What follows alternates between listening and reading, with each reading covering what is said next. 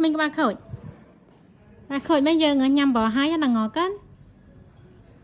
nên con nhằm bỏ hai con này cái chạy thẹt thay cái nói thế nào là gật ba nên mà trường nước đưa mấy chân là ngó cân đó đó mà thờ cho nó thẹt thay cái rồi mà con mà mọc với nhá các bạn mình báo mà mọc với nhá các bạn mà lên mà mại can nó đi mới lên mặt máu này khôi mình chơi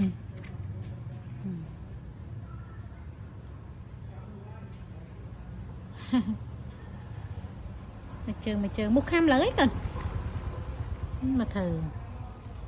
ba khôi chứ này khơi chân đây nè ba khôi chứ này con nằng á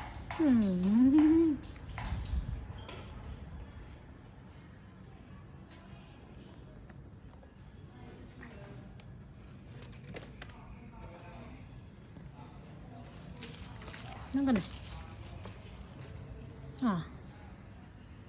mà chờ mà lên chắc rồi cho má tỉ cái này bên này mà nó thẻ thôi cái đó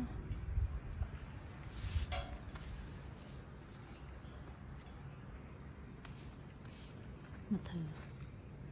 hey, coi mở cân thấy cân vào